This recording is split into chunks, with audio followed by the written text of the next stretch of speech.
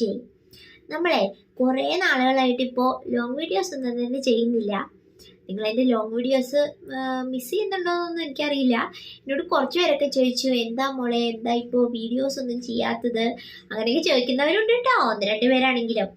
അപ്പോൾ ഞാൻ വിചാരിച്ചു ഈ ഒരു 2026 ഫസ്റ്റ് ഒരു ലോങ് വീഡിയോ പോസ്റ്റ് ചെയ്യാം എന്ന് വിചാരിച്ചു.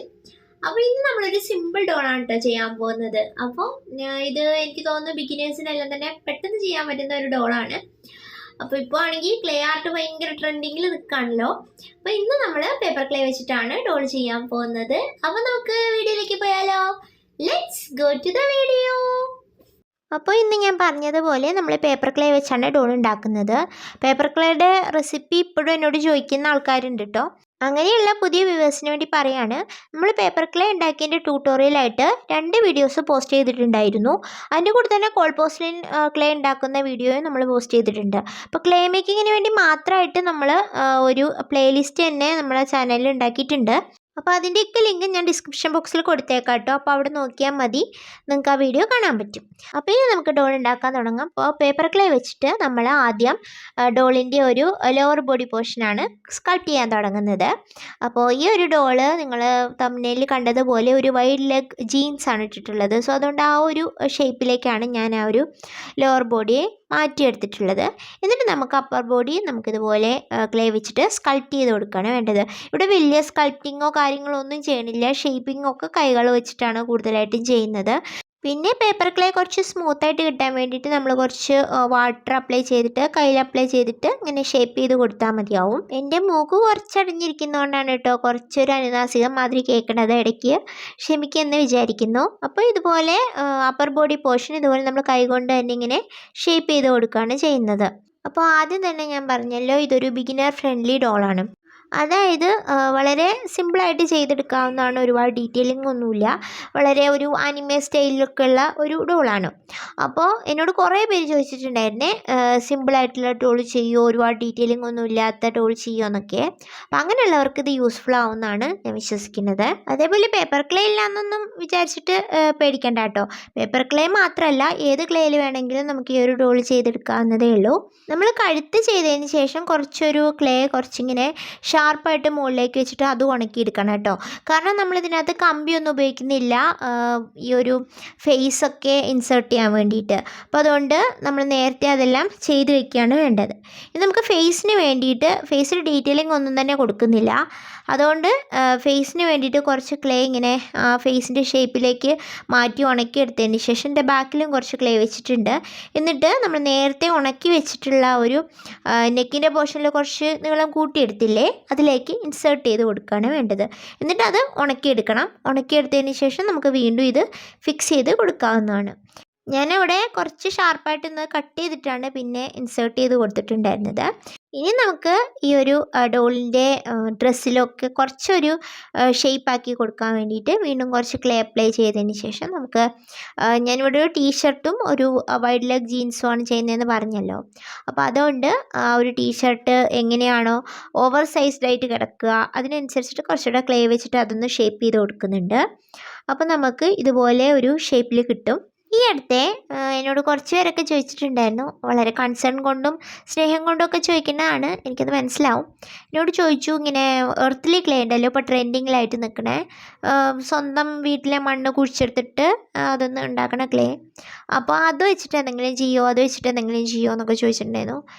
ഫസ്റ്റ് ഓഫ് ഓൾ ഇങ്ങനെ ചോദിക്കാൻ ആഗ്രഹിക്കുന്നവരോട് എനിക്ക് പറയാനുള്ളത്, ഞങ്ങളുടെ വീട്ടിലെ മണ്ണ് വളരെ പൊടി മണ്ണാണ് സുഹൃത്തുക്കളെ. അപ്പോൾ വളരെ പൊടിയായിട്ടുള്ള മണ്ണാണ്. അത് നമ്മൾ കുഴച്ചിട്ടുണ്ടെങ്കിൽ ഒരിക്കലും കളിമണ്ണ് കിട്ടില്ല. സോ കിട്ടാത്ത കളിമണ്ണ് കൊണ്ട് ഞാനിങ്ങനെ സാധനങ്ങൾ ഉണ്ടാക്കും. പിന്നെ ഞാൻ പണ്ടേ ട്രെൻഡിൻ്റെ പുറകെ പോകുന്ന ഒരാളല്ല. പിന്നെ ഈ പറഞ്ഞ പോലെ ഈ ഒരു കളിമണ്ണ് എന്ന് പറയുന്ന ഒരു medium it's very eco friendly. അതെല്ലാം നല്ല കാര്യങ്ങളാണ്.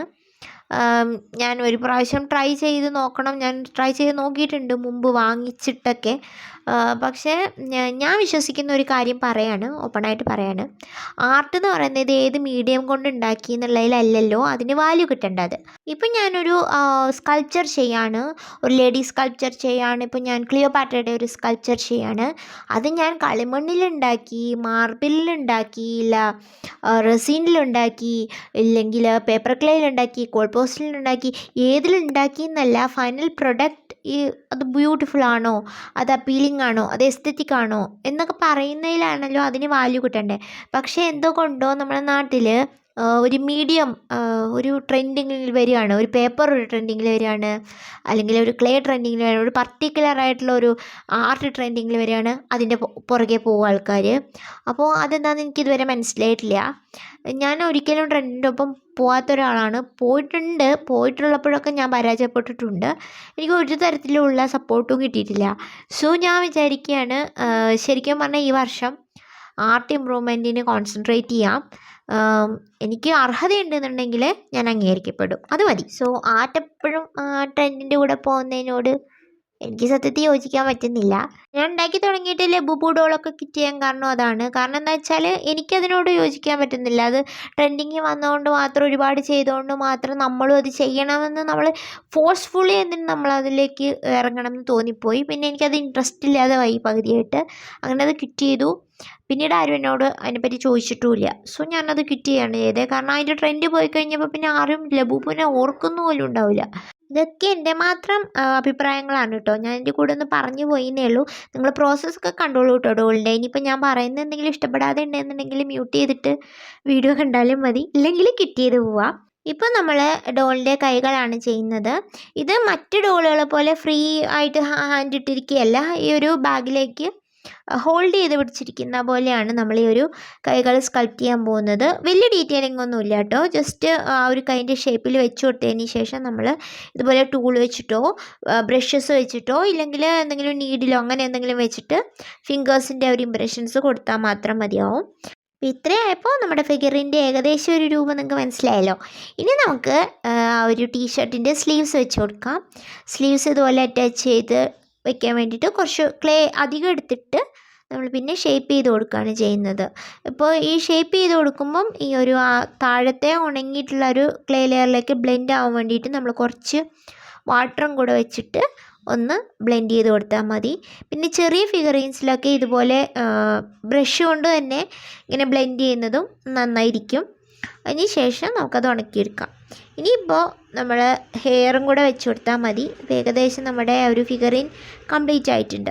ഇനി നമുക്ക് ഹെഡ് ആദ്യം ഒന്ന് നന്നായിട്ട് ഫിക്സ് ചെയ്ത് കൊടുക്കാം. ഫിക്സ് ചെയ്തില്ലെങ്കിൽ കുഴപ്പമൊന്നുമില്ല. പക്ഷെ നമ്മൾ ഇതൊരു ഫിഗറിൻ മാതിരിയാണ് ചെയ്യുന്നത്, ഡോൾ പോലെയല്ലല്ലോ. അപ്പോൾ അതുകൊണ്ട് നമുക്ക് കുറച്ച് ഗ്ലൂ അപ്ലൈ ചെയ്തതിന് ശേഷം ഈ ഒരു ഹെഡ് ഒട്ടിച്ചു കൊടുക്കാം.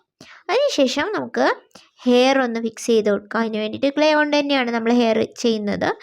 വളരെ സിമ്പിളായിട്ടുള്ള ഹെയർ സ്റ്റൈലാണ് ചെയ്തിട്ടുള്ളത്. നിങ്ങൾക്ക് ഇത്തരം ഡോൾസ് ഇഷ്ടപ്പെടുകയാണെന്നുണ്ടെങ്കിൽ നമുക്ക് പിന്നീട് ഹെയർ ബാൻഡ്സ് ഒക്കെ വെച്ചിട്ടുള്ളത് കുറച്ചും കൂടി ഡീറ്റെയിലിംഗ് ആയിട്ടുള്ളത് പിന്നീട് ചെയ്യാം. ഇപ്പോൾ ഞാൻ വളരെ ലൂസായിട്ട് കിടക്കുന്ന ഹെയർ തന്നെയാണ് വെച്ച് കൊടുക്കുന്നത്.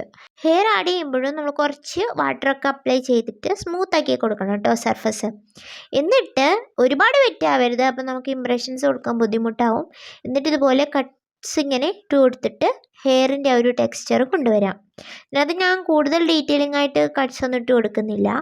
അതൊക്കെ ഇനി വരാൻ പോകുന്ന സ്കൾപ്ചേഴ്സിൽ കാണിച്ചു തരാം കേട്ടോ. ഇനിയിപ്പോൾ അത് കുറച്ചൊക്കെ പഠിച്ചു. ഇത് അത്രയും നന്നായിട്ട് എനിക്ക് ചെയ്യാൻ അറിയണ്ടായിരുന്നില്ല നേരത്തെ. ഇപ്പോൾ അത് ഞാൻ കുറച്ചുകൂടെ നന്നായിട്ട് ചെയ്യുന്നുണ്ട്. ഇനി വരുന്ന സ്കൾപ്ചേഴ്സിലൊക്കെ നിങ്ങൾക്ക് കാണാവുന്നതാണ്. അപ്പോൾ ഇതുപോലെ നമ്മൾ ചെയ്ത് കൊടുത്തിട്ടുണ്ട്. ഇനി നമുക്കൊരു ബേസും കൂടെ ഉണ്ടാക്കണം. ഞാൻ ക്ലേ വെച്ചിട്ട് തന്നെയാണ് ബേസ് ചെയ്യുന്നത്. അപ്പോൾ നമ്മുടെ ഡോളിൻ്റെ ബോഡി മുഴുവനായിട്ട് ഉണങ്ങിയിട്ടുണ്ട്. അതിന് ശേഷം ബേസിലേക്ക് ബേസ് ഉണങ്ങിയിട്ടില്ല, അതിന് മുമ്പേ അതിലേക്ക് ഫിക്സ് ചെയ്ത് കൊടുത്തിട്ടുണ്ട്. പിന്നീട് ഉണങ്ങിയതിന് ശേഷം വേണമെങ്കിൽ ഗ്ലൂവും കൂടെ അപ്ലൈ ചെയ്തിട്ട് ഒന്നും കൂടെ ഒന്ന് വെച്ച് കൊടുക്കാം. നല്ല ബാലൻസ്ഡ് ആയിട്ട് നിൽക്കുന്ന ഒരു പൊസിഷനിൽ നിൽക്കുന്നത് വരെ നമുക്കങ്ങനെ ചെയ്ത് കൊടുക്കാവുന്നതാണ്. ഇനി എല്ലാം നന്നായി ഉണങ്ങിയതിന് ശേഷം പെയിൻറ്റിങ് തുടങ്ങാം. ഇതിൽ ഞാൻ പെയിൻറ്റ് ചെയ്യാൻ വേണ്ടിയിട്ട് എന്നും പറയുന്നതിന് മുമ്പ് ഞാൻ പറഞ്ഞിട്ടുള്ളതാണ്. അതായത് നമ്മൾ പെയിൻറ്റ് ചെയ്യുമ്പോൾ എനിക്ക് കുറച്ച് മാറ്റ് ഫിനിഷാണ് ഇഷ്ടം. അതിന് ശേഷം ഞാൻ പിന്നീടാണ് വാർണിഷൊക്കെ ചെയ്ത് കൊടുക്കുന്നത്. ഇപ്പോൾ നിങ്ങളെ കാണിക്കാൻ വേണ്ടി ചെയ്യുമ്പോൾ എനിക്ക് ആ ഫോട്ടോ എടുക്കുമ്പോഴൊക്കെ ആ ഒരു മാറ്റ് ഫിനിഷാണ് ഇഷ്ടം. അപ്പോൾ അതിന് വേണ്ടിയിട്ട് ഞാൻ എപ്പോഴും പെയിൻറ്റ് ചെയ്യുമ്പോൾ ഞാൻ കൂടുതലും അതിലേക്ക് പിടിച്ചിരിക്കാൻ വേണ്ടി, പ്രത്യേകിച്ച് പേപ്പർ ക്ലേയിൽ കുറച്ചും കൂടെ അതിലേക്കൊന്ന് അബ്സോർബ് ചെയ്തിരിക്കാൻ വേണ്ടിയിട്ട് ഞാൻ എപ്പോഴും അക്രിലിക് പെയിൻറ്റിൻ്റെ കൂടെ കുറച്ച് എമൗണ്ട് ഓഫ് സിമെൻറ്റ് പ്രൈമറും കൂടെ അപ്ലൈ ചെയ്യാറുണ്ട്. അപ്പോൾ ആ ഒരു പെയിൻറ്റ് വളരെ മാറ്റായിരിക്കും, വളരെ റഫായിരിക്കും. അപ്പോൾ എനിക്ക് കുറച്ചും കൂടെ നല്ല ഭംഗിയിൽ ഷൂട്ട് ചെയ്യാനും പറ്റാറുണ്ട്. അതുപോലെ തന്നെ അത് കറക്റ്റ് ചെയ്യാനും അതിൽ കുറച്ചും കൂടെ ഒരു നാച്ചുറലായിട്ട് എനിക്ക് തോന്നാറുണ്ട്. അതുകൊണ്ട് ഞാൻ അങ്ങനെയാണ് പെയിൻറ്റ് ചെയ്യാറ്, വലിയ സ്കൾപ്ചേഴ്സിൽ പ്രത്യേകിച്ചും. അപ്പോൾ ആ ഒരു രീതിയിൽ തന്നെയാണ് ഞാനൊരു കുഞ്ഞ് ഡോളിലും ചെയ്തിട്ടുള്ളത്. നിങ്ങൾ നേരിട്ട് വേണമെങ്കിലും നമുക്ക് അക്രിലിക് പെയിൻറ്റ് അപ്ലൈ ചെയ്ത് കൊടുക്കാവുന്നതാണ്. ഞാൻ പിന്നെ ചിലപ്പോൾ ഒരുപാട് കളേഴ്സ് ബ്ലെൻഡ് ചെയ്തിട്ടൊക്കെ ചെയ്യുന്നതുകൊണ്ട് ഞാൻ കുറച്ചും കൂടി പ്രൈമറും കൂടി മിക്സ് ചെയ്യാറുണ്ടെന്നേ ഉള്ളൂ. അതെൻ്റെ ഓപ്ഷനാണ്, നിങ്ങളത് ചെയ്യണമെന്നില്ല. നിങ്ങൾക്ക് ഇഷ്ടമുള്ള കളറ് കൊടുക്കാവുന്നതാണ് ഡ്രസ്സിനൊക്കെ കേട്ടോ. പിന്നെ ഫേസൊക്കെ നമ്മൾ വളരെ സിമ്പിളായിട്ടാണ് പെയിൻറ്റ് ചെയ്ത് കൊടുക്കുന്നത്. ഞാൻ ഇതിന് മുമ്പും ഇങ്ങനെ സിമ്പിൾ ഫേസസ് ചെയ്തിട്ടുണ്ട്.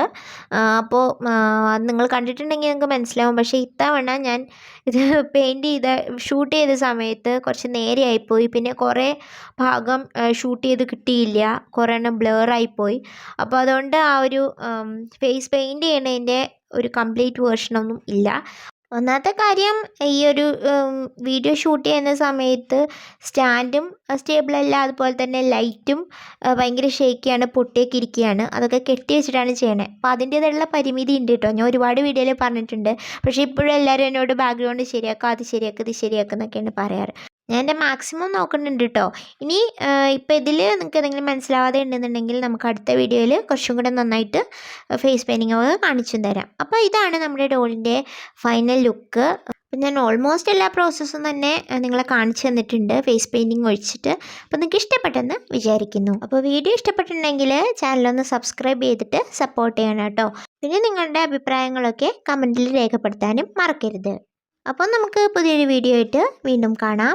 Until then, thank you for watching. Cheers.